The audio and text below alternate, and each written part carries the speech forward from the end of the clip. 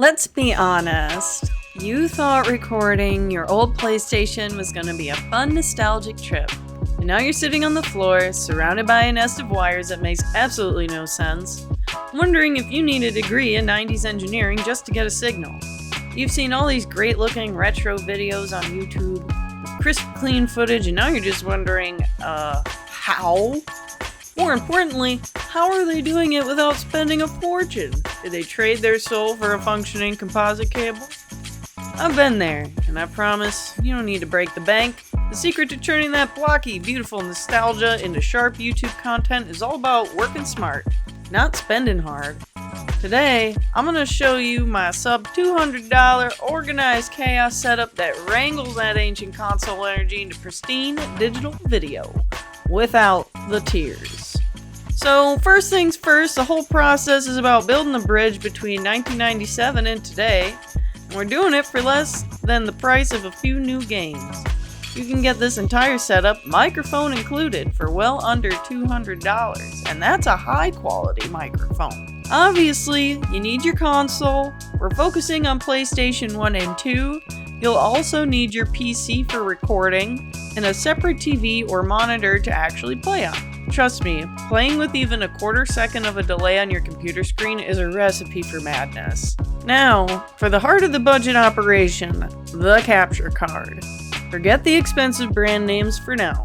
The market is full of generic, unbranded HDMI to USB capture devices that cost around $20. They look like a little dongle, and honestly, they're the key that makes this whole budget setup possible.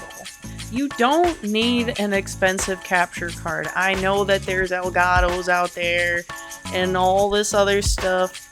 As long as you are checking the reviews like I did, making sure that it's going to work for the thing you want it to work for, it's probably going to work just fine, even at a budget of $20.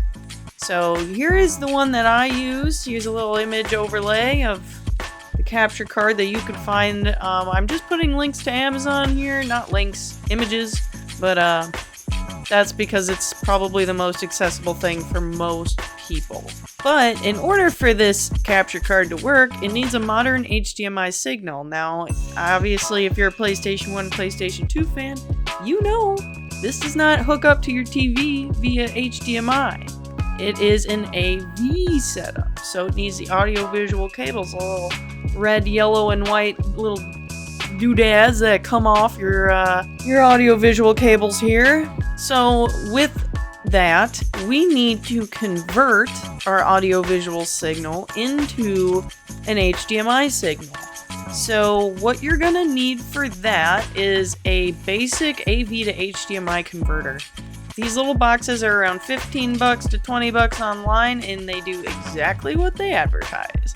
They take the old analog signal and turn it into a digital one. Think of it as a cheap but effective translator. This is where the cheap $10 converters from Amazon shine. Are they as good as a multi-$100 upscaler? Of course they're not, but they're good enough to get you a clean recordable signal for your $20 capture card. It's awesome. And, you know, you really don't need to break the bank. Like I said, read the reviews. Here's the one that I purchased off Amazon. Okay, so this is going to be our order of operations. We're going to take the audio-visual cables from our console. We're going to go ahead and plug it into our AV to HDMI converter. Then we're going to take the AV to HDMI converter and we're going to plug that into our capture card. Then via USB, we'll plug that capture card into the computer, and finally an HDMI cable from the capture card into your TV or display.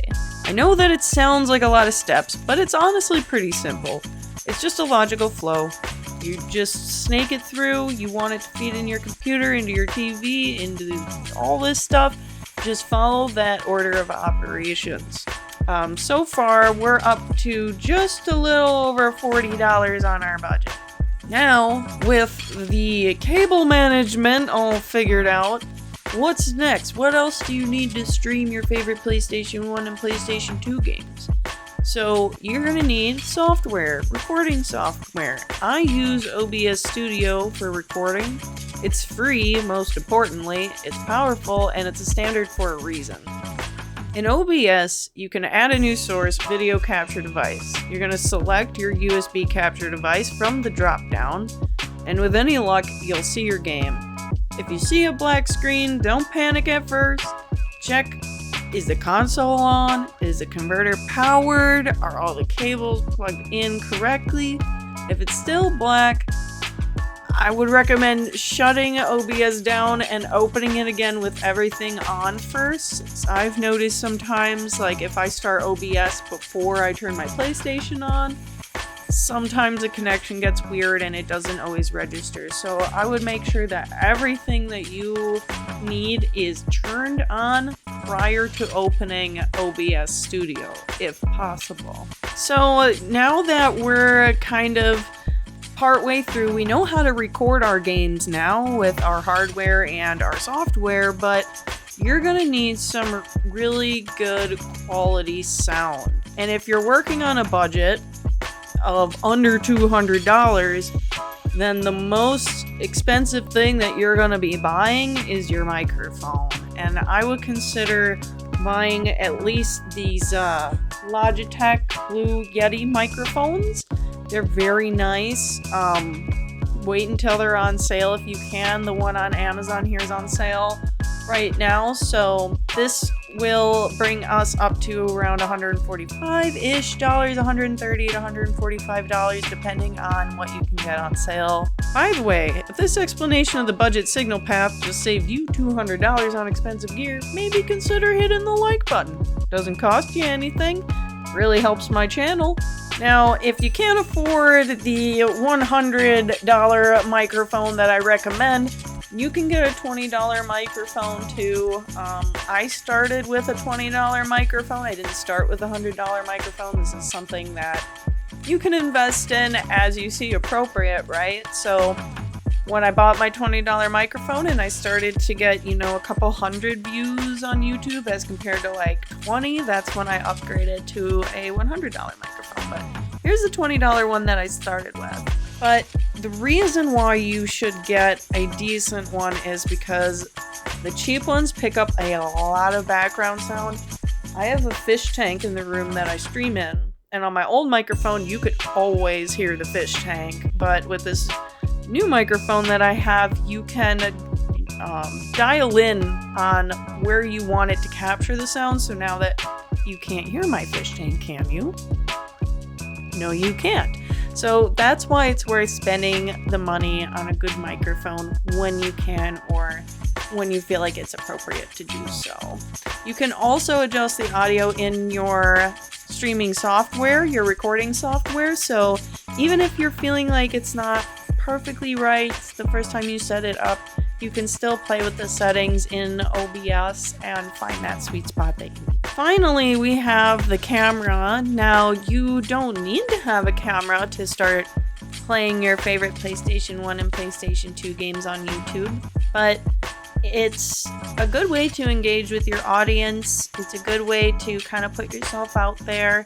Having a reaction to show or funny faces, just your expression in general can add a lot of relatability to your content. So I just got this $20 camera off Amazon. I didn't pay that much for it, so that brings our total up to around $150-ish to $170, right around there. Like I said, it depends on where you live, what's on sale at the time, and what you're willing to spend. All right. So, that's it. My slightly chaotic but incredibly effective, affordable setup for recording PlayStation 1 and PlayStation 2 games. The secret, if there is one, isn't about having the most expensive gear, it's about understanding the signal path and using a few cheap components to work around limitations. So that is the sub $200 magic formula. The best setup isn't the one with the most expensive toys, it's the one you can actually afford and use without a 45-minute ritual every day. I keep this plugged in all the time, even if I'm not recording. Like the setup that I have here, if I only want to play my PlayStation, I can still do that just fine by just switching to HDMI 3 on my TV. So it's something that you can just always have up if you want to. Obviously, you could take it down, but it is easy. It requires little maintenance. It's just about accepting a little bit of the mess and knowing how to navigate it to create the content that you want to make. So if you have questions, if you want to share your own budget success story, drop them in the comments below. I would love to see them. I do like to read the comments and engage with my audience, so please shout out if you can. Now, if you'll excuse me, I'm going to go admire my new beautiful nest of wires that costs less than a single AAA GAM. Thanks for watching, and I hope you have a good one.